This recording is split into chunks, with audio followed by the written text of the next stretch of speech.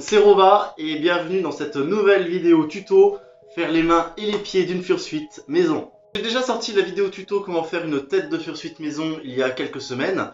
Je vous invite à aller la voir, hein. C'est plutôt bien de commencer je pense par la tête quand vous voulez faire une fursuite. Car aujourd'hui on va parler création des mains et des pieds d'une fursuite. C'est un petit peu compliqué mais globalement ça se base un petit peu sur le même principe que tout ce qu'on a fait sur la tête.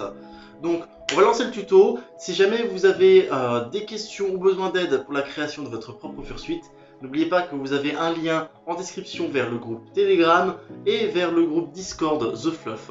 Voilà, où je pourrai moi ou alors quelqu'un d'autre vous aider et vous donner des conseils dans la création de votre fursuite. Encore une fois, je ne suis pas un fursuit maker professionnel, je fais des fursuites à mon niveau, je vous donne le conseil et l'expérience que moi j'ai dans cette vidéo. En tout cas, j'espère que ça vous plaira, que ça vous aidera et que ça vous donnera envie de créer votre propre fursuite. Et sans s'attendre, on va commencer maintenant. Et hop, on change de micro. Donc pour commencer, on va à nouveau parler de tout le matériel nécessaire pour faire votre fursuite. Donc là, pour les mains et les pieds, globalement, on va avoir besoin des mêmes choses que pour la tête, c'est-à-dire des blocs de mousse, un couteau à cran, des ciseaux, de la colle chaude avec un pistolet à colle, de la fourrure et pas mal de temps. En ce qui concerne toute la partie couture, donc on pourrait soit le faire à la main avec du coup des aiguilles et du fil, ou alors avoir une machine à coudre. Voilà, la machine à coudre elle n'est pas essentielle, mais elle fait quand même gagner beaucoup de temps. Vous aurez également besoin d'un feutre, d'un crayon à papier, de feuilles en format A3 et de scotch enfin pour faire les patrons. Vous trouverez en description de la vidéo tout le matériel que moi j'ai pu utiliser, enfin du moins toutes les choses qui sont un peu spécifiques, par exemple comme la fourrure que je prends sur un site qui s'appelle Mohair. Donc maintenant que je vous ai présenté tout le matériel, on va enfin pouvoir commencer le tuto en tant que tel. Et n'oubliez pas, si vous avez des questions ou besoin d'aide, vous avez le groupe Telegram et le groupe Discord qui se trouvent en description de la vidéo. Donc pour commencer, nous allons faire exactement la même chose que ce qu'on avait fait pour la tête. Ce sont des vues en plan de ce qu'on souhaite réaliser. Donc là on va commencer avec les pieds. Donc je commence à faire une vue de dessous, avec du coup également la trace de la chaussure pour savoir du coup qu'est-ce que je dois couper et où se placent les différents éléments.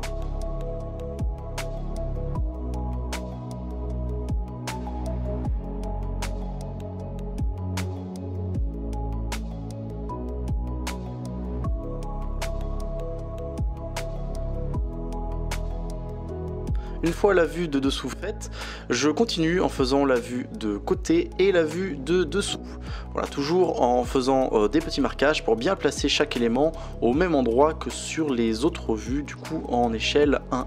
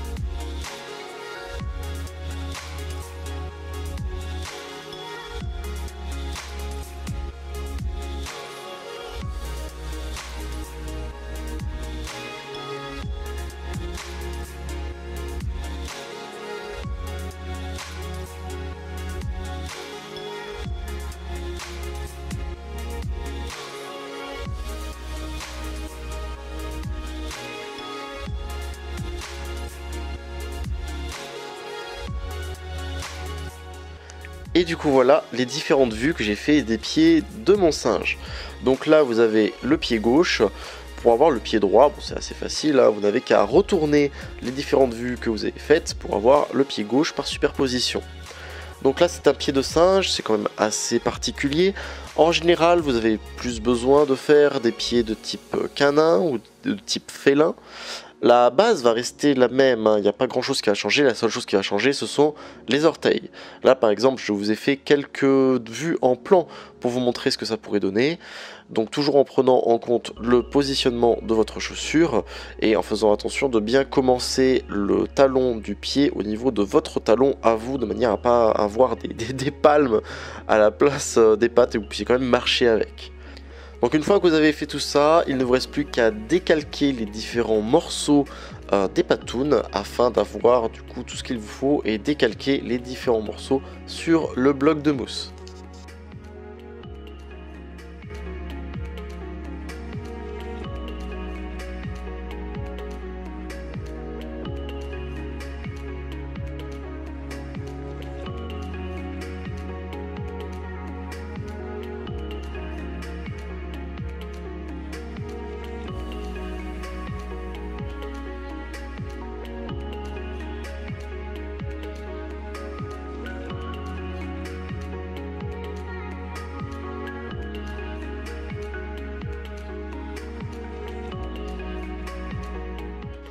Vous prenez ensuite du coup votre bloc de mousse, vous vérifiez l'épaisseur qu'il vous faut et vous décalquez tout ça.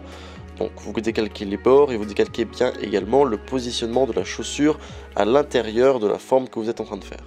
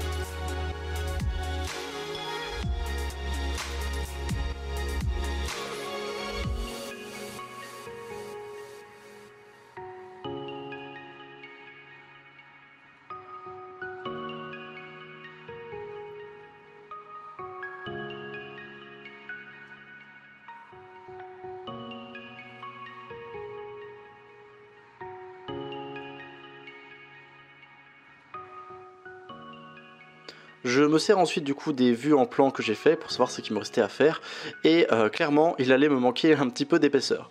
Donc je décalque la première découpe que j'ai faite pour en faire une autre parfaitement identique et ensuite du coup les coller les unes sur les autres pour avoir toute l'épaisseur dont j'ai besoin pour pouvoir faire les patounes de mon singe.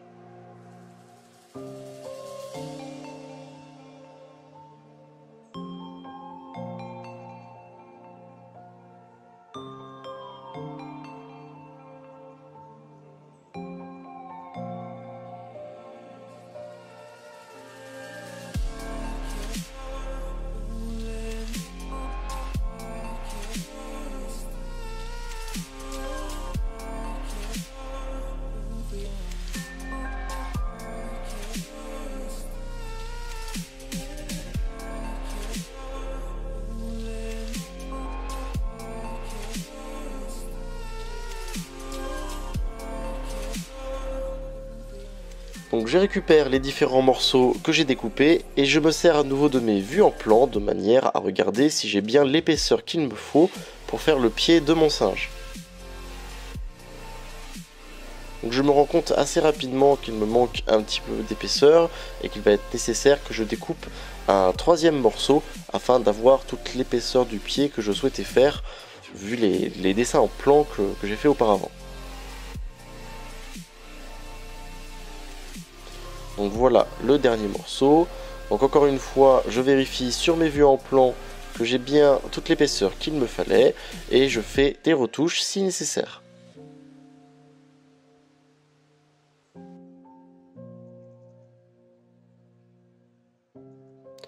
Je m'attaque ensuite à faire les orteils de mon singe, donc j'ai décidé de faire phalange par phalange, voilà, chose que vous n'aurez pas forcément à faire si vous faites des vues en plan de pieds canins ou félins, les orteils vous pourrez les faire d'un seul bloc. Donc voilà, j'ai décidé de faire phalange par phalange, je crée tout plein de petits cubes que je couperai ensuite par la suite au couteau et au ciseau afin d'avoir les différents morceaux.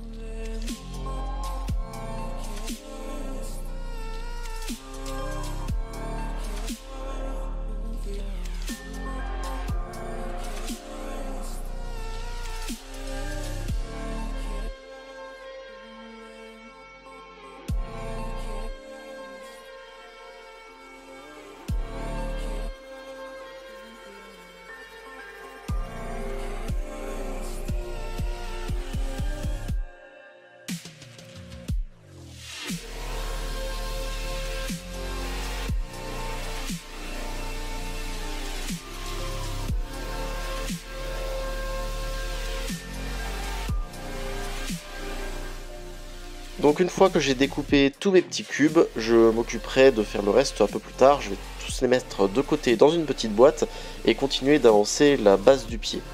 Bon, les orteils, étant donné que je vais devoir découper chaque phalange individuellement, ça va être quelque chose d'assez long. On va d'abord faire la base du pied. Donc je me sers à nouveau de mes vues en plan, cette fois-ci que j'ai découpé, de manière à regarder s'il me reste des dernières découpes à faire dans la mousse. Donc je prends ma vue en plan et je trace au feutre sur la mousse tout ce qui dépasse de ma vue, afin de faire les dernières retouches nécessaires.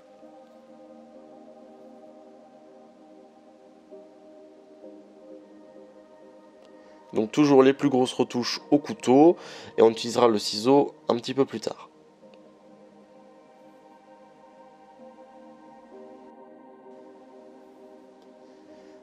Ensuite, je colle tout simplement les différents morceaux entre eux, de manière à avoir mon pied d'un seul bloc.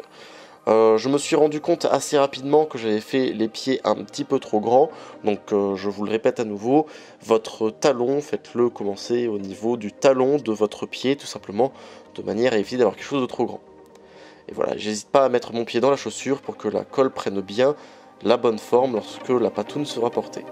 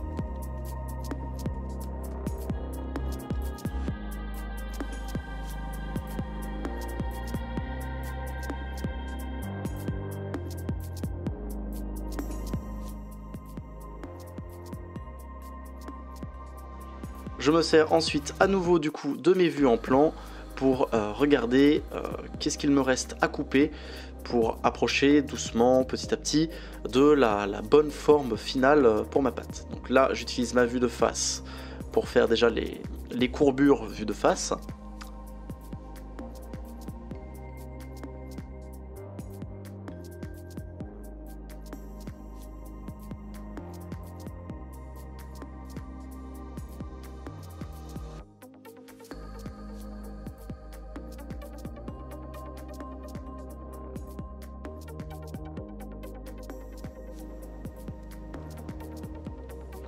et je refais exactement la même chose avec la vue de côté pour avoir les dernières courbes qu'il me manque.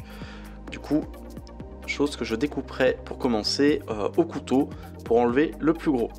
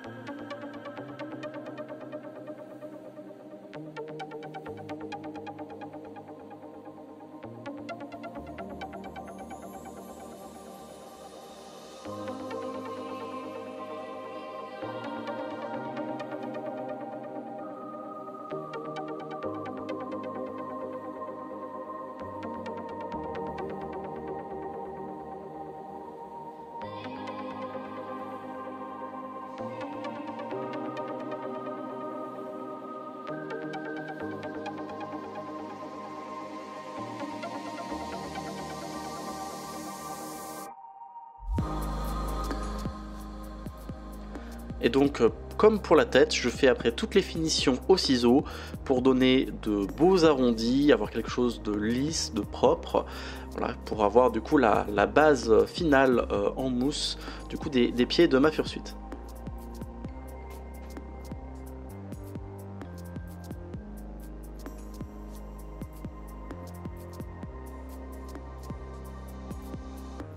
Donc je finis tout au ciseau, donc là je finis déjà la base et je m'attaquerai aux orteils juste après. Donc comme je l'ai dit, pour les orteils, je vais faire chaque phalange individuellement, étant donné que c'est un singe. Bon, pour un canin ou un félin c'est beaucoup plus facile, hein, vous avez qu'à faire chaque orteil en un seul bloc. Donc moi là je fais le plus gros à nouveau au couteau et je fais toutes les finitions de chaque phalange au ciseau pour avoir quelque chose de propre et de lisse.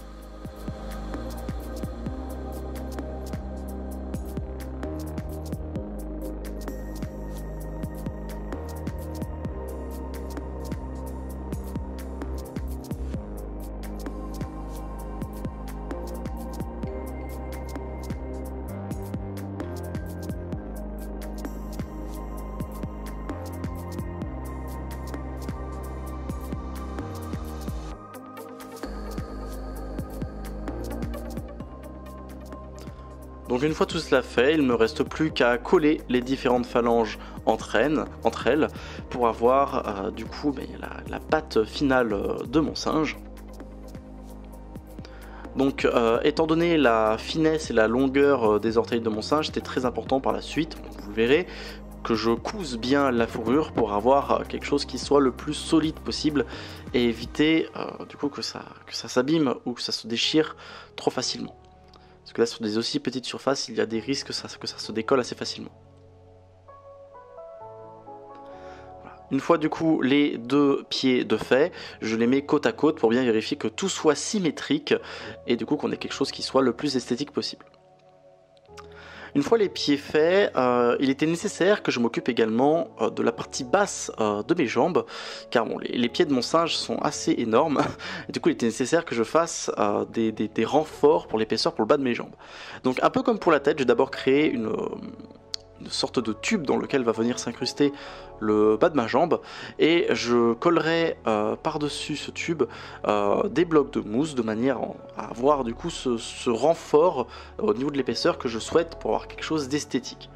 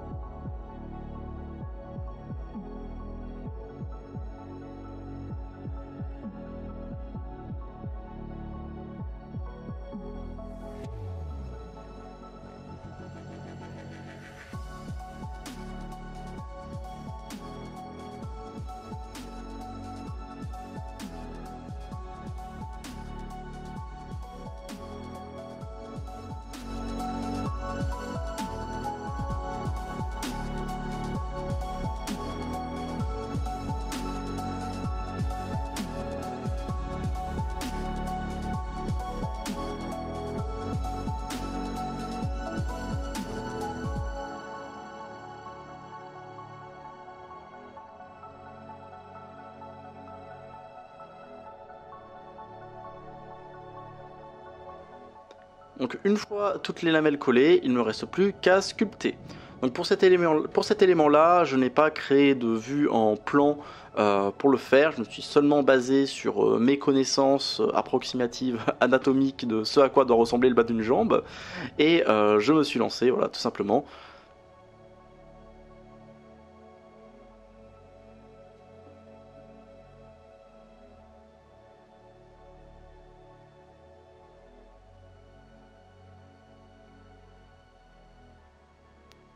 Afin d'avoir quelque chose de plus propre, j'ai décidé d'entourer à nouveau la jambe avec une autre feuille de mousse, histoire d'avoir quelque chose qui soit le plus propre possible. Malheureusement, j'en suis vite rendu compte, ça a rajouté de l'épaisseur supplémentaire au niveau de cet élément. J'ai été obligé dans tous les cas de faire encore des découpes dedans. Donc c'était pas forcément la chose la plus utile que j'ai faite pour les jambes, ça m'a même été totalement inutile, j'ai envie de vous dire. Mais voilà, j'avais dans l'optique de faire quelque chose d'un peu plus esthétique, mais au final ça n'a pas fonctionné. Faire une fursuit, c'est aussi des échecs.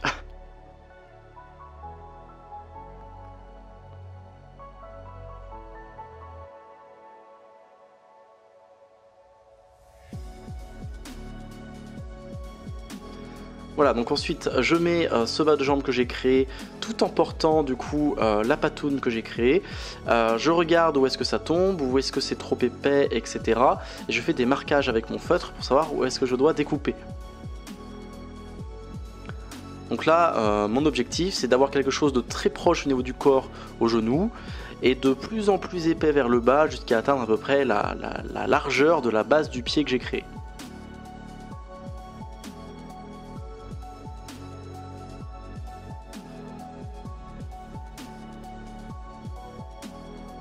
Donc comme pour tout le reste, j'ai fait les plus grosses découpes au couteau et je fais les finitions au ciseau.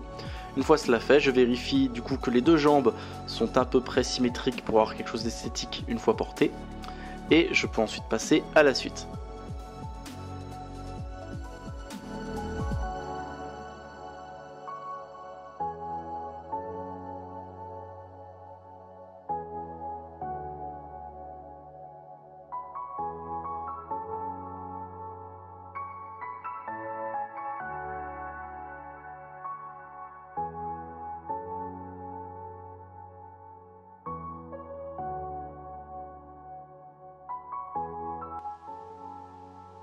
Il est maintenant temps de passer à la création des patrons des pieds de votre fursuit. Donc munissez-vous de votre scotch, coupez des morceaux et scotchez votre patoune tout simplement. Donc j'utilise le même scotch marron qu'auparavant, scotch marron que j'ai également utilisé pour toutes mes têtes, etc. Et qui selon moi ne colle pas trop au final à la mousse. On m'a conseillé, enfin du moins Volvo m'a conseillé de mettre du cellophane sur tout ce que je voulais scotcher avant de mettre le scotch, pour éviter que le scotch ne colle trop et abîme les différents éléments. Dans mon cas, ce scotch là, j'ai trouvé, ne m'a jamais dérangé, j'ai jamais eu besoin de mettre du cellophane, ça a toujours collé juste ce qu'il fallait, et j'ai toujours pu y décoller de manière très simple. Donc personnellement je continuerai à faire les choses comme ça. Libre à vous de rajouter un petit peu de cellophane en dessous du scotch si vous sentez vraiment que ça accroche trop la pâte que vous avez créée. Une fois cela fait, il est important de démarquer du coup les différentes couleurs de votre personnage. Donc là par exemple, on a du blanc et du bleu qui vont à peu près jusqu'aux orteils de mon singe, et on a quand même une petite bande grise de peau en bas tout le long que je vais du coup démarquer.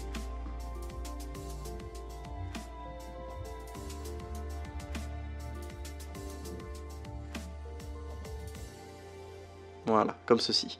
Et il y a également un petit peu de bleu, du coup, juste avant les orteils, il y a une petite bande bleue, donc que je marque aussi. Donc voilà. Première étape, le marquage des couleurs de votre personnage. Il y a également donc les ongles qui sont un petit peu plus clairs que le reste. Une fois du coup les différents marquages pour les couleurs faits, il est très important de noter sur les différents éléments du coup un petit chiffre pour pouvoir vous y retrouver. Une fois que vous avez marqué ces petits chiffres, je vous conseille de prendre en photo cet élément de manière à pouvoir vous y retrouver une fois que vous aurez découpé les morceaux de fourrure et pouvoir y coudre avec les bons éléments. Alors, je fais ensuite des petits marquages entre les différents éléments que je vais couper pour les reporter sur la fourrure une fois que je l'aurai découpé, et être bien sûr du coup de coudre chaque élément au bon endroit avec les autres éléments, etc.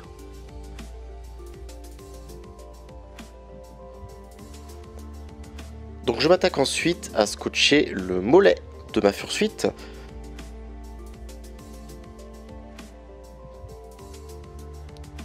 Voilà, je vais faire grimper un petit peu de fourrure le long de ma jambe. Dans tous les cas, vous allez avoir après le pantalon de la fursuite qui va redescendre par-dessus pour avoir un beau résultat.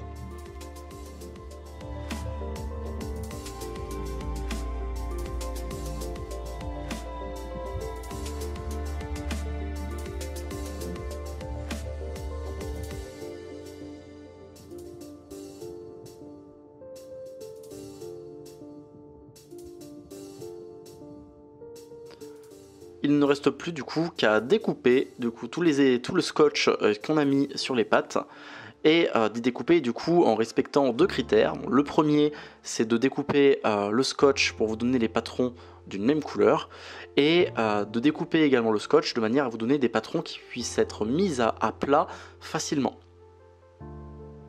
Donc là vous voyez par exemple le morceau que je suis en train de découper, ça sera uniquement du blanc et du coup j'ai découpé à des endroits de manière à ce que je puisse bien y mettre à plat ensuite sur une feuille A3.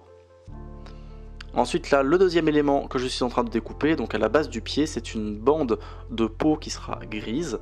Donc là je la découpe elle uniquement et j'y colle de nouveau sur la feuille A3, etc. Chaque élément du coup qu'on met bien à plat et qui à chaque fois ne correspondent qu'à une seule couleur.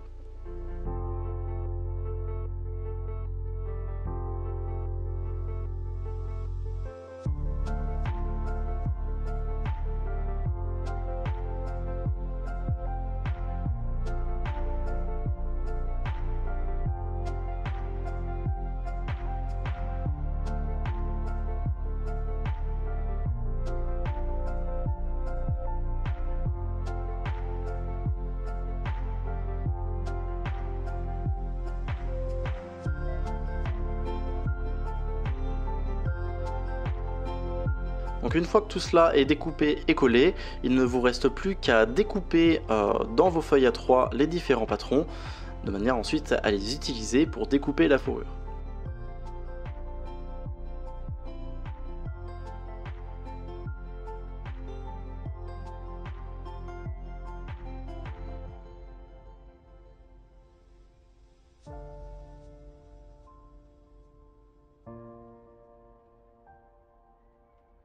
Donc n'oubliez pas à ce moment-là également de bien numéroter chaque élément pour savoir si c'est la patte gauche ou la patte droite, et également du coup de quel élément il s'agit tout simplement pour que vous puissiez y reporter sur la fourrure que vous allez découper avec.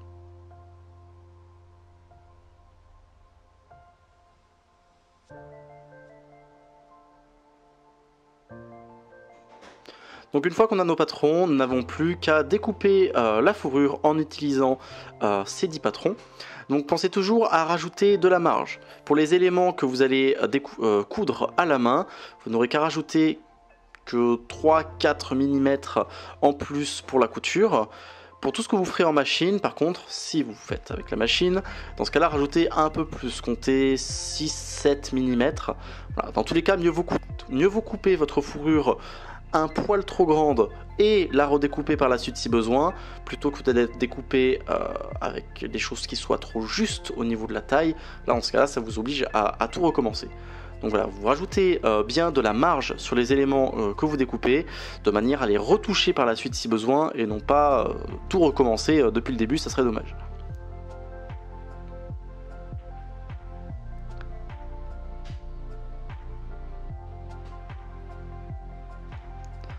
Donc là je me suis occupé des orteils dans un premier temps et je m'occupe ensuite de toutes les parties bleues qui sont présentes sur la patte de mon singe. Donc bien sûr toujours mettre la partie scotch contre la fourrure. Pensez bien au sens de la fourrure et au sens du coup du patron que vous êtes en train de découper.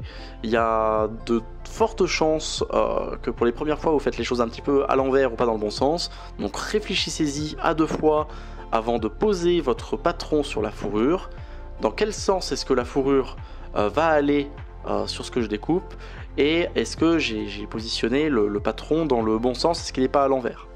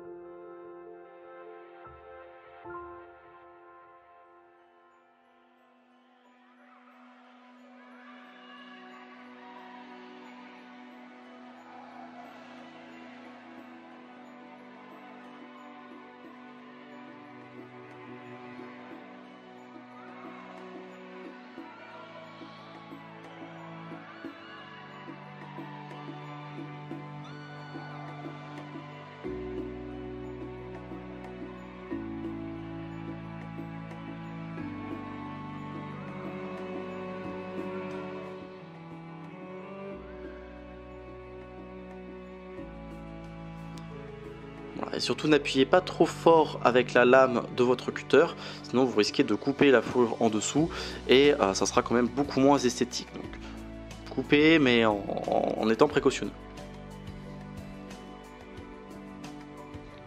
Voilà, et donc on pense bien à marquer sur la fourrure directement quel est l'élément que nous avons décalqué. Donc là par exemple j'ai mis un G1 pour élément 1 de la patte gauche, etc. pour pouvoir vous y retrouver une fois que vous allez coudre les différents éléments entre eux. Donc une fois que tout est découpé, nous allons pouvoir passer à la couture. Alors pour les personnes qui ont une machine à coudre, ben c'est le moment de l'utiliser. Faire le plus gros à la machine à coudre va vraiment vous permettre de gagner beaucoup de temps. Si jamais vous voulez faire votre fursuite à un moindre coût, dans ce cas là faites tout à la main. Je ne vous cache pas que ça vous prendra quand même un petit moment, il faut vous armer de patience. Donc là je couds deux éléments ensemble en me servant de petites pinces pour m'assurer que la fourrure ne glisse pas et reste bien positionnée à l'endroit où je le souhaite.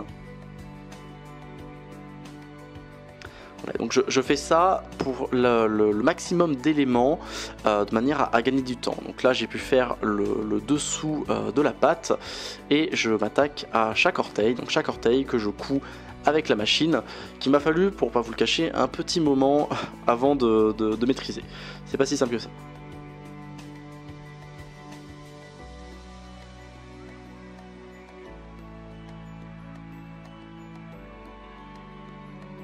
Je vérifie également, une fois cousu, que tout tombe bien sur la base en mousse que j'ai faite, de manière à faire des retouches si besoin.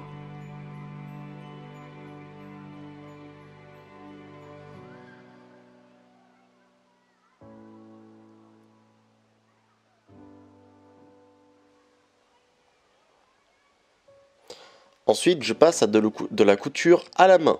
Donc à la main, je vais faire toutes les petites finitions des orteils, donc notamment au bord des orteils que j'ai pas pu faire à la machine, mais également coudre tous les ongles aux orteils, qui sont vraiment de petits éléments. Les ongles sont assez petits, je ne pouvais pas les faire à la machine. Donc j'ai tout fait à la main, soit chez moi, soit au boulot entre mes pauses et midi et 2, histoire de maximiser mon temps.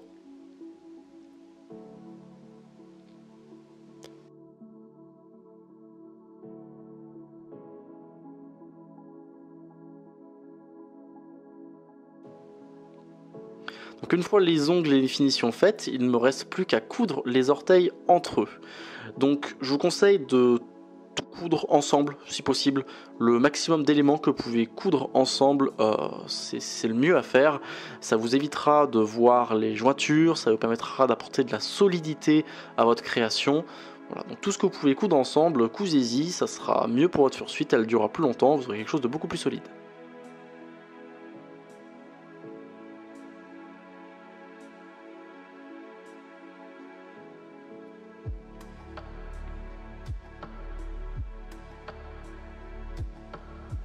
Une fois que les orteils sont cousus, vous n'avez plus qu'à coudre le dessous de votre patoune à vos orteils. Donc pour faire ça, utilisez votre base en mousse pour être sûr que tout tombe correctement. Si nécessaire, redécoupez un morceau. Une fois que tout tombe correctement, j'utilise mon stylo afin de faire des marquages pour savoir où est-ce que je dois coudre chaque élément. N'hésitez pas à faire beaucoup de marquages sur les différents morceaux que vous avez créés afin d'être sûr de coudre au bon endroit les différents morceaux.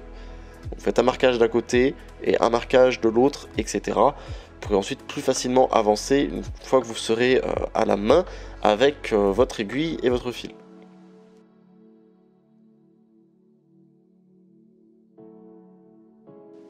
Donc j'ai fait ça sur presque tous les éléments que j'ai fait à la main auparavant. Malheureusement, je n'ai pas pensé à tout filmer.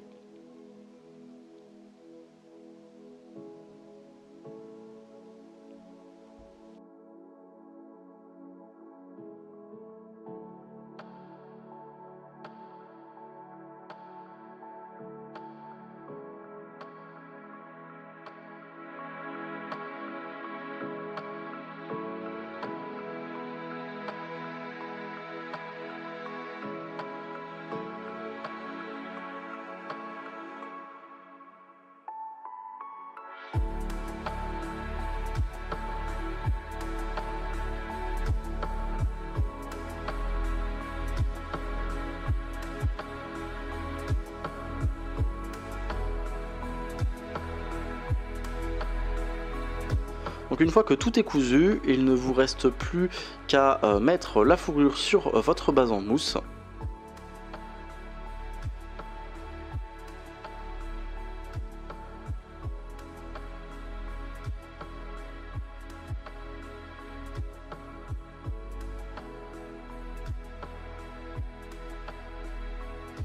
Et finalement de coller tous les éléments qu'il faut pour assurer un bon maintien et quelque chose de solide. Donc prenez votre pistolet à colle chaude et là par exemple je vais faire tout le tour de la base du pied pour coller du coup la bandelette grise qui se trouve à la base du pied de mon singe.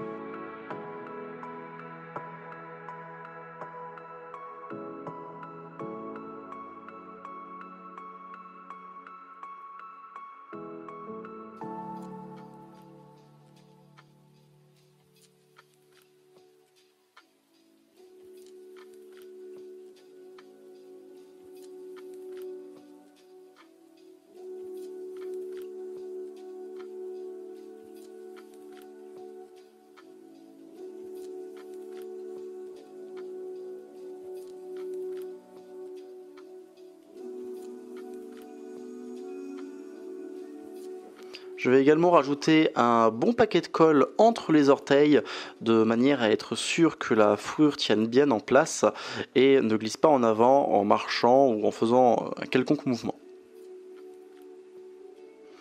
Donc une fois cela fait, il ne me reste plus qu'à coller toute la partie haute de la fourrure sur le pied, donc toute la partie haute que j'ai fait très rapidement à la machine étant donné que c'était des gros morceaux assez simples entre eux. Donc je fais très attention et j'essaye vraiment de descendre la fourrure au plus bas, au contact de l'élément que j'ai déjà collé, de manière à ce qu'on voit le moins possible les jointures. C'était la meilleure manière de fonctionner pour avoir un résultat le plus esthétique possible. Voilà, et donc bien penser à mettre un maximum de colle pour que ça tienne.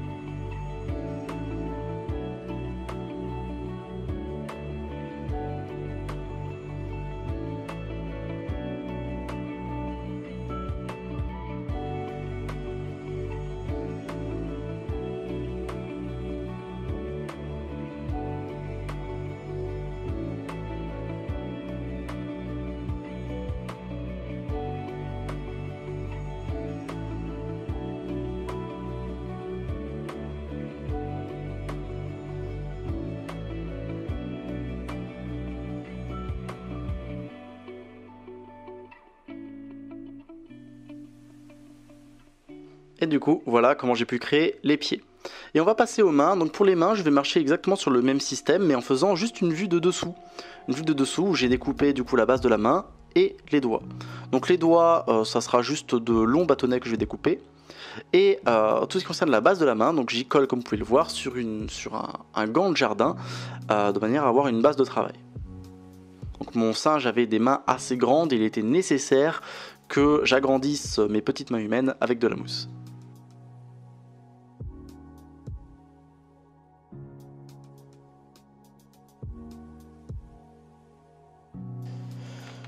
Donc en ce qui concerne les doigts, je vais fonctionner un petit peu sur le même principe que pour les orteils.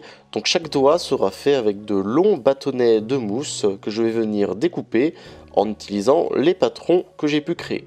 Donc je découpe mes patrons dans une feuille de papier tout simplement et je vais ensuite venir les décalquer sur les bâtonnets de mousse que j'ai créés afin d'avoir les doigts.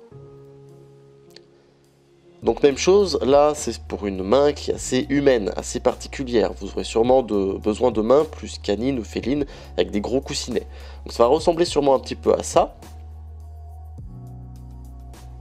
Dans tous les cas, faites bien votre schéma de votre côté. Faites-vous soit 3 doigts, soit 4 doigts en fonction de vos envies. La base, encore une fois, restera la même avec le gant de jardin, etc. À vous après de varier pour avoir la main que vous souhaitez.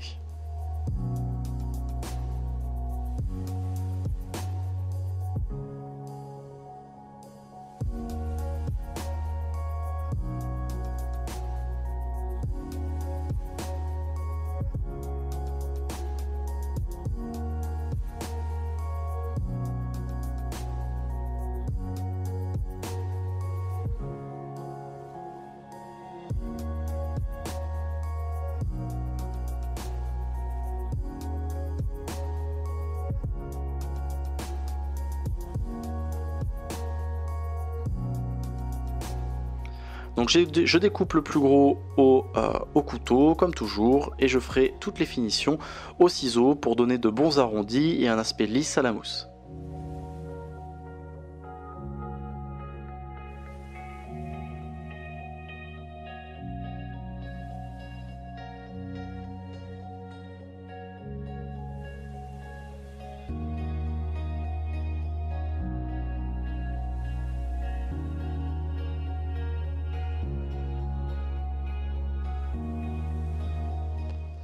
Voilà, après avoir découpé tous mes blocs de mousse, je vais également créer des petites galeries à l'intérieur des blocs de manière à pouvoir positionner mon doigt et pouvoir coller le gant de jardinage tout simplement.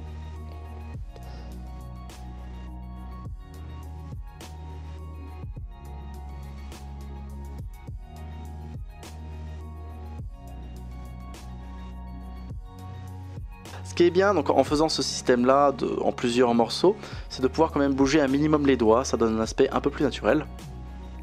Donc une fois les bâtonnets entre guillemets collés sur chaque doigt, je fais des marquages au feutre pour donner un côté un peu incurvé aux doigts pour avoir un résultat un peu plus naturel. Voilà, en général vos doigts sont pas droits comme un i, non ils sont un peu incurvés, un peu en arc de cercle, et donc c'est cet effet là que je vais chercher à recréer en découpant la mousse, voilà, en la découpant en suivant les tracés que je viens de faire avec mon feutre.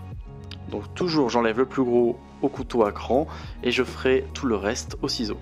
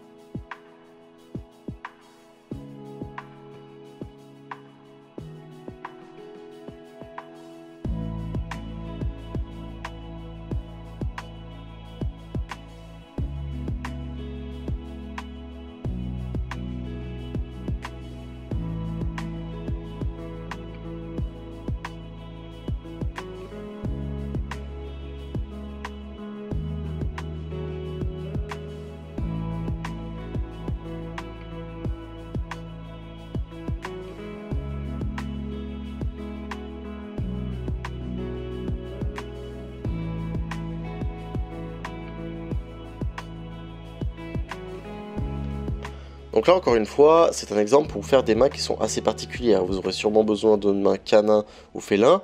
En ce qui concerne les coussinets, si vous avez besoin de faire des coussinets, vous n'êtes pas obligé de faire quelque chose d'hyper rembourré. En général, juste faire l'emplacement des coussinets avec une couleur différente, enfin, la couleur de vos coussinets, ça suffit amplement à avoir quelque chose d'esthétique. Voilà, il ne faut pas vous embêter à faire des coussinets rembourrés de 5 cm d'épaisseur. Donc une fois que vous avez fini vos mains, vous regardez bien que tout est symétrique et vous convient, et vous pouvez ensuite passer à la suite. Je vais devoir, tout comme pour les jambes, créer des avant-bras un peu plus épais, étant donné que les mains vont être assez grosses, de manière à avoir quelque chose d'esthétique. Donc pour cela, je vais mettre en place exactement le même procédé que pour le bas des jambes.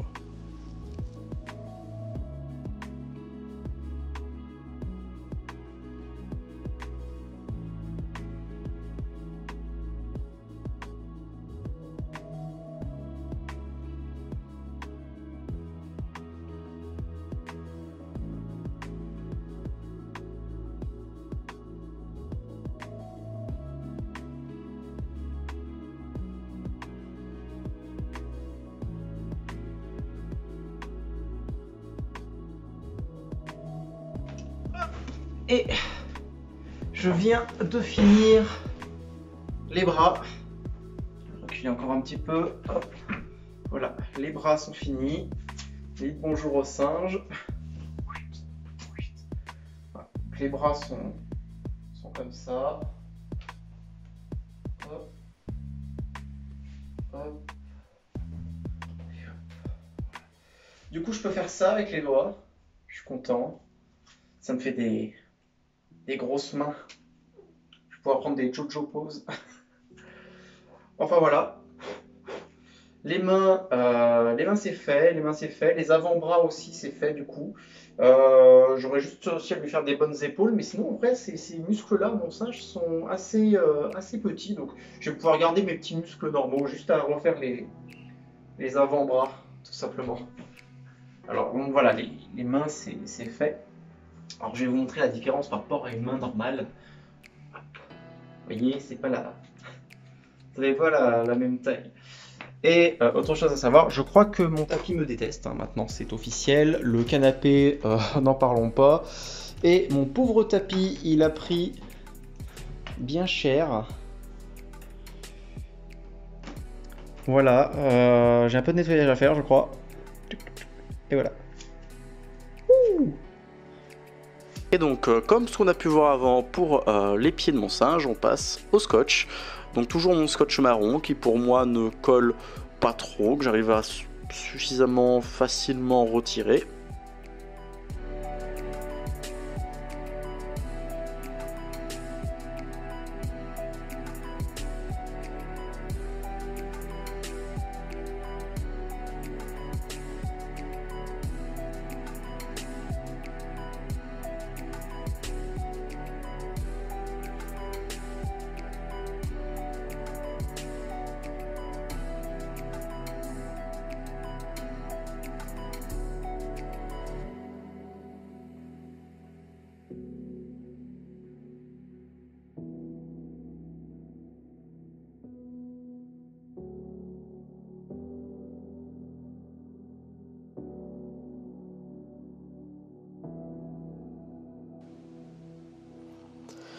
Donc je vais également entourer mon poignet avec le scotch et faire remonter un petit peu la fourrure avec le patron le long du bras. Dans tous les cas, vous allez après avoir la fourrure de la manche qui va venir par-dessus pour que les poils se mélangent et que vous ayez quelque chose qui soit esthétique. Il ne faut absolument pas arrêter la fourrure du poignet au niveau de la fourrure de la manche. Voilà, si vous faites après le moindre mouvement, on va voir les jointures, ça sera vraiment pas joli. Donc faites monter la fourrure du poignet le plus haut possible pour qu'ensuite la manche vienne par-dessus et laissez-vous quand même une bonne marge pour que vous puissiez bouger votre poignet sans qu'on puisse voir l'humain qui est dessous.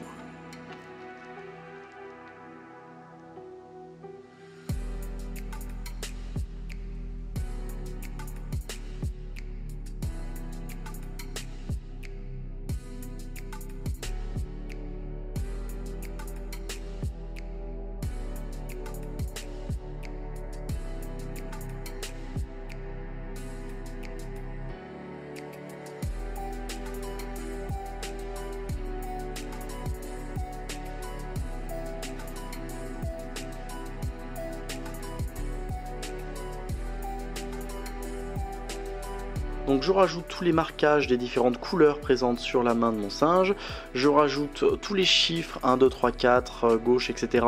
pour être sûr de m'y retrouver.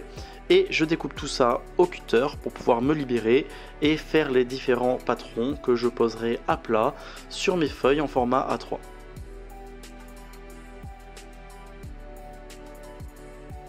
Donc essayez quand même de faire les patrons les plus grands possibles, histoire de vous éviter de la couture inutile.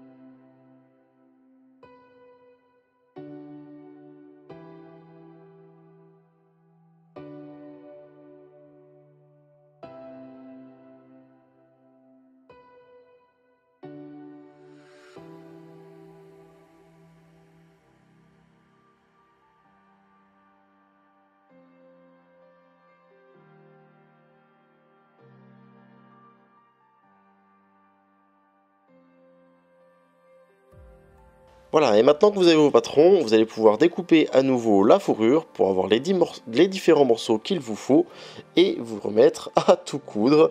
Donc là, cette fois-ci, j'utilise à nouveau la machine en utilisant bien sûr la marge supplémentaire que j'ai pu rajouter. Donc si jamais vous n'avez pas de machine ou si jamais vous voulez faire votre fursuite au moindre coût, vous pouvez tout à fait vous passer de la machine et tout faire à la main. Ça sera quand même beaucoup plus long, mais voilà, c'est absolument pas impossible. Donc une fois le passage à la machine effectué, je ferai toutes les finitions à la main, en ce qui concerne du coup les bords des doigts et tous les ongles que je ferai du coup à la main.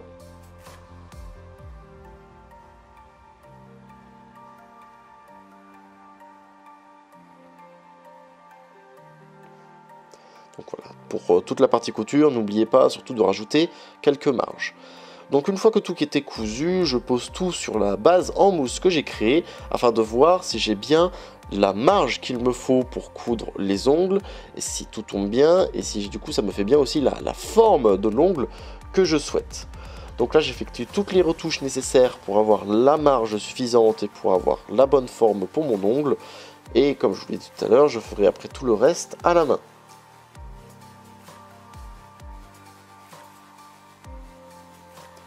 Donc quand vous cousez à la main, installez-vous devant votre télé, faites tourner un truc et lancez-vous, vous en avez quand même pour un bon moment, donc autant faire ça dans de bonnes conditions.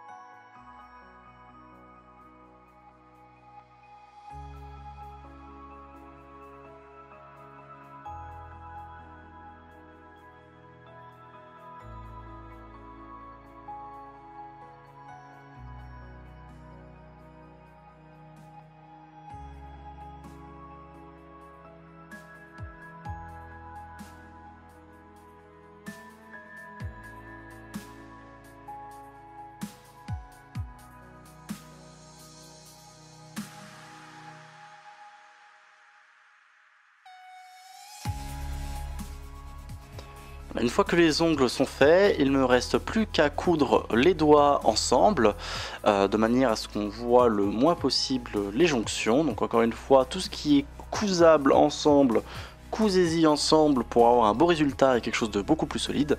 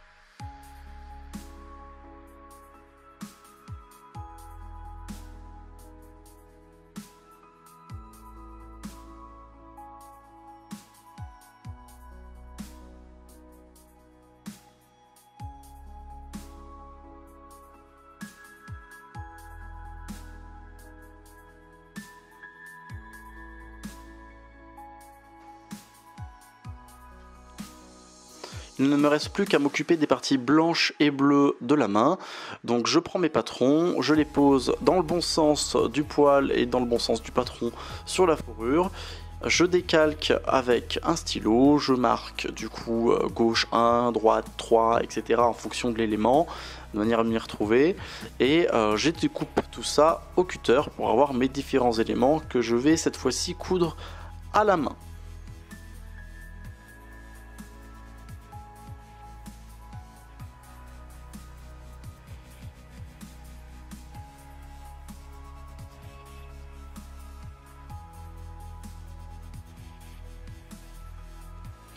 Donc encore une fois, pensez à toujours ajouter de la marge pour faire vos découpes.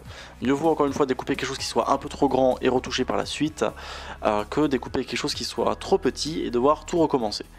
Donc quand vous cousez à la main, vous rajoutez toujours au moins 4 ou 5 mm et en machine, rajoutez plutôt 6 ou 7 mm. Après ça se rattrape du coup facilement si jamais vous devez découper un petit morceau et coudre un peu plus court.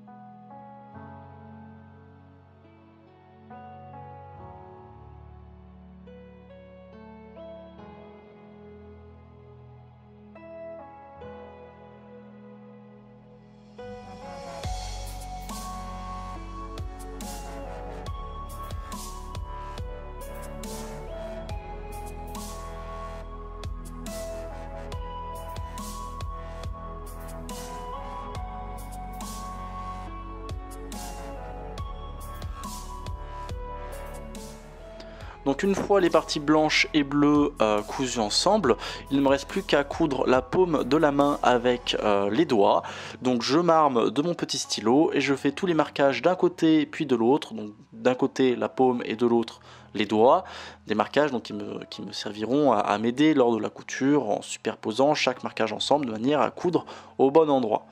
Donc là, ce fut une couture qui fut assez longue. Donc dans un premier temps, pour coudre la main, enfin pour coudre la paume de la main au doigt.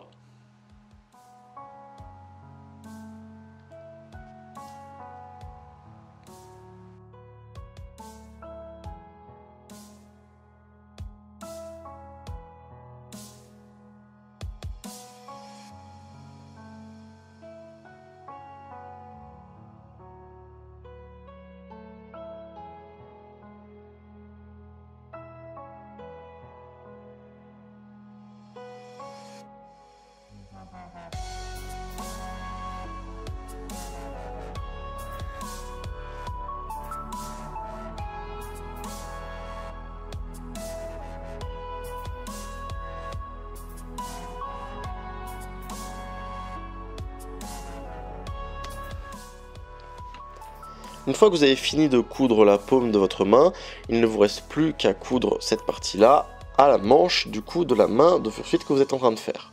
Donc là, vous en avez encore pour un petit moment, ça va être la dernière étape. Une fois que tout sera cousu, vous n'aurez plus qu'à retourner toute la fourrure dans le bon sens et du coup la faire glisser sur la base en mousse pour avoir votre main finale.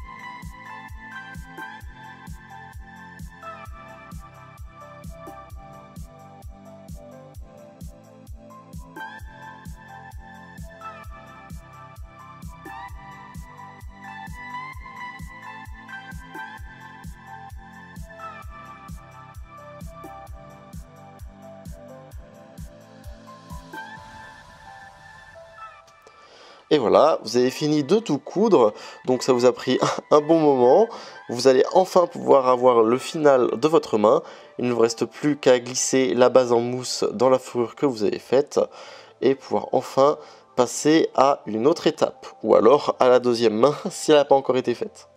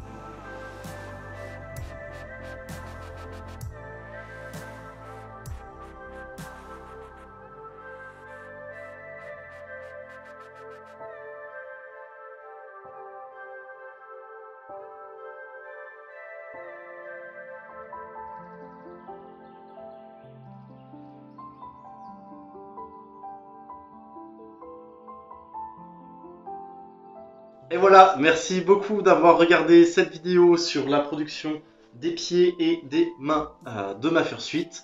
Donc là, je vous ai donné l'exemple avec ma fursuite de singe, de Mongo.